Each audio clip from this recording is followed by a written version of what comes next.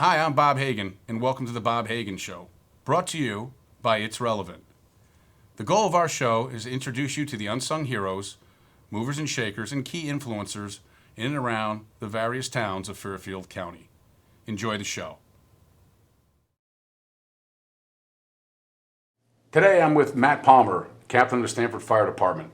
Matt's also the director of the Stamford Fire Safety Foundation. Matt, thanks so much for being on the show today. Pleasure to be here, Bobby. Tell us about the foundation and how it came to be. Sure. Stanford Fire Safety Foundation is a nonprofit 501c3 charitable organization that was founded in January of last year. So it's a relatively new foundation. And we've spent most of this time kind of building the organization. But the Fire Safety Foundation's primary goal is to provide smoke detectors to the residents of Stanford who are in need and using on-duty fire personnel to do the installation, so that we're assured not only that the detectors go where they belong, but they're also installed in accordance with proper installation guidelines.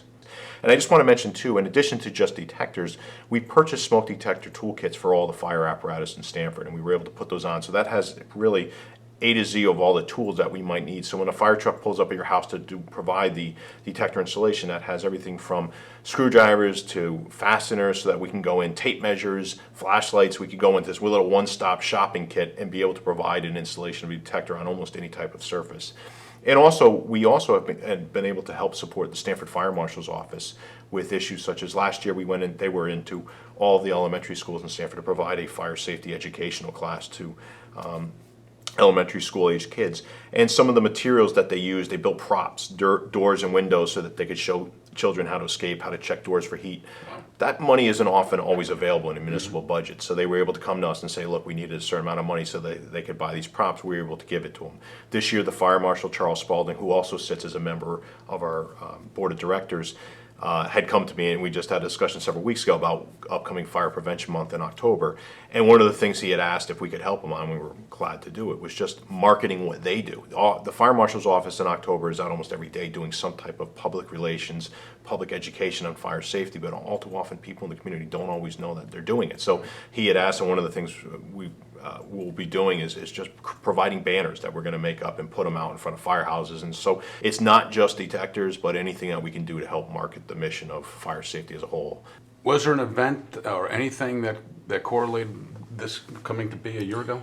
Well, the idea for the foundation, in a previous life, as I like to say, I served for many years with the Firefighters Union in Stanford, and I haven't been involved with them for some time. But during that time, I was afforded a lot of opportunity to conduct training across the country and visit seminars and educational seminars amongst my peers in the fire service, and meeting some really, really fantastic people. And one of the programs that I had heard about were a really, really proactive smoke detector program, because a lot of people either may not be able to afford one, or just generally look at a detector and don't feel comfortable enough to sometimes even change the battery, or look at it with a little bit of ignorance. Well, I know it's there, but I don't always know what it does or how to maintain it. What I wanted to do was, I always wanted to bring that back to Stanford and look at the programs. And unfortunately, it's always a tragedy that brings about change, but we had, a little over a year and a half ago, we had the tragic Christmas morning fire in Stanford, in which 5 people lost their lives. So when that happened, and we started looking at how it could have been prevented, and one of the things that came back, and I'm not going to comment too much about the investigation, but clearly we saw a need for greater early detection in that residence. And I don't think that residence is alone throughout Stanford. And the chief at the time said, go ahead and run with it, start seeing what you can find out. And I started making contact again with some of the contacts that I had met years prior in places like Seattle and Dallas and in Boston, and looking at programs that have existed, and we built the model from there. So how does it work then? I call you up. If I'm looking for expertise, knowledge, or potentially maybe having to, have a fire detector installed, walk me through that step. Sure. What's the best way to do that? If you're in a situation now where, first of all, if you can't afford it, and for whatever reason you are not able to purchase a detector, or you're in a situation where you're unable to check your detector. Not everyone can get up on a step ladder and depending on where the detector is mounted, and check it. Or maybe are familiar with whether or not even the battery is operable or how that detector works. That's where we want the firefighters to come in, and we're happy to provide that service using on-duty firefighters. So you guys actually go out then, Matt? Absolutely. What you're doing is unbelievable in regards to the safety for the homes.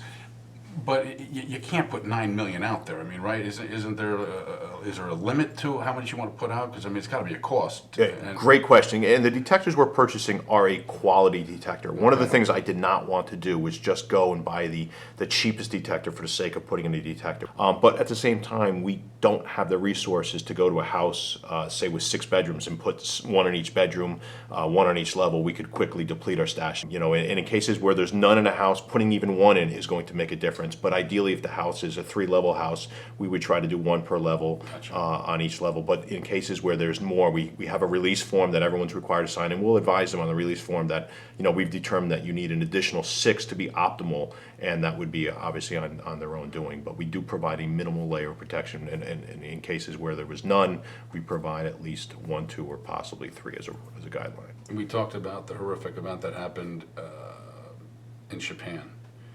Has anything positive come out by the program and all that you'd like to share with the audience? Sure. A bunch of positive has come from that, and that's really our hope. I said early on in the program when I assembled the group of firefighters that serve on the foundation was, our success will be measured that at some point down the road, you're going to respond in at 4 o'clock in the morning to a residential structure fire. And there's going to be a family of 4 or 5 sitting on the front lawn waiting for you. And it may be a tragedy because they're losing their possessions in a fire, but it'll also be a house maybe that we were at a year prior where we installed smoke detectors, and we'll know that the detectors that we came and installed were the reason why they met us all safely on the front yard. So that's really the positive story that we had hoped to find. And it was amazing that through all the outreach, and one of the families that has been just phenomenal in helping us is Miss Becky Foster Anderson and her son Matt Kayshon, and another gentleman from Trinity Catholic High School, Cody Zarro. They were really just 2 high school juniors got together, and were just I can't say enough about these young men as far as what they were able to do through Trinity Catholic High School and fundraising into the money raised. But through all this, Becky obviously got very, very involved, and she was kind of the mom that was supervising these 2 young men and getting stuff going. But she sent me an email about it was probably beginning of summer, maybe late June. They have a house up in Maine, and it was a house they've had for years. So an old, I got the impression of it was probably a 100-year-old house that had no smoke detectors. And she said, but we woke up the other morning. We had a full house in this old house in Maine.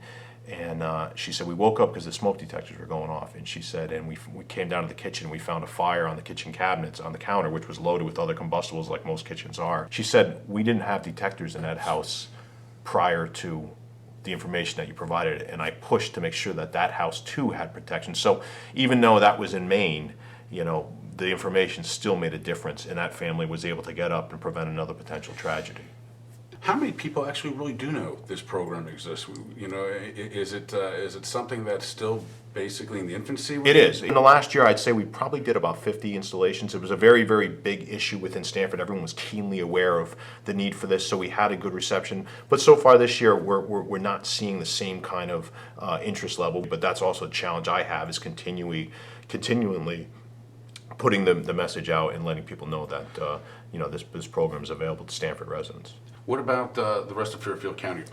Does every town follow suit, or how does that work? It's a tough program to sell internally because of the fear. Litigation is always a big word, and not that it's not without merit. In this area, the program, I can say without a doubt, it's obviously in Stanford, but I know other communities around us are starting to look at it. And again, Danbury would be a perfect example. I just read in the paper the other day they'll be doing something very similar. Dude, it sounds like best practices are being shared. So it sounds like Dallas, you've said it, Dallas several times, Philadelphia, the ones that are very strong in the area are sharing the information, and you'd be willing to share for any of the fire departments that are around here also.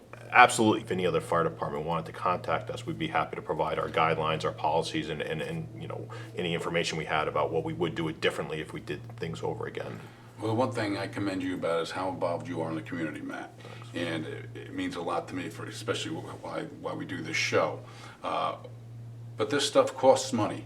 People at home, how can they help you? Sure. We're always, depending on the time of year, but we're obviously always looking for donations. That's what keeps us going.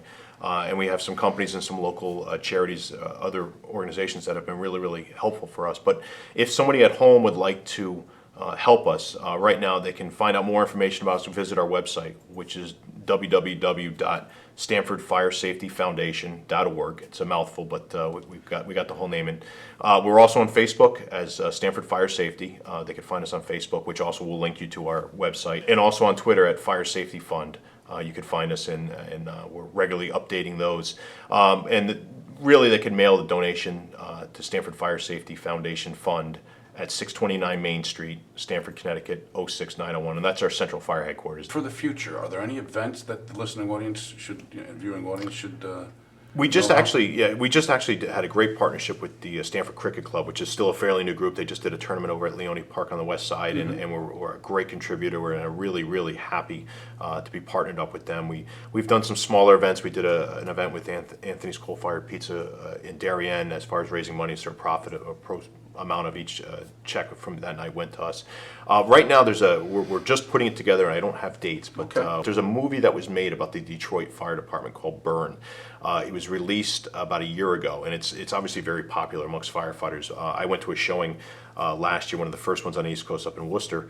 It's a 2-hour, really, really well-run documentary on the challenges of the city of Detroit, the Detroit Fire Department. Oh, wow. So we're trying to provide that where we would ideally look at maybe the Avon Theater. We're still talking to them. I'm not going to commit to them, but we want to the Avon would be a perfect location, and we would sell tickets to firefighters or anyone who had an interest in the fire service or supporting us.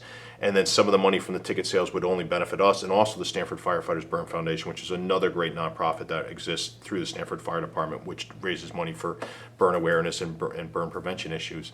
But have that go 50-50 to the Fire Safety Foundation and also go to the Burn Foundation. And then maybe after the movie was done, we'd go to one of the local establishments and kind of have an after-movie little party and stuff like that. So we're putting that together. I got my fingers crossed we're going to be able to do it for hopefully October, November, and get it together, and then that would be coming up. And as soon as I have dates, I'll be happy to share them. Well, Captain, it's always a pleasure seeing you, and I'm very honored to have you on the show today. And I wish you and the Stanford Fire Safety Foundation Fund all the best. Any way we can help you out here, we'd be more than happy to help get the word out for everything you're doing, because it's very, very important and it's saving lives. So thank you so much for being on the show. Thank you very much for having us.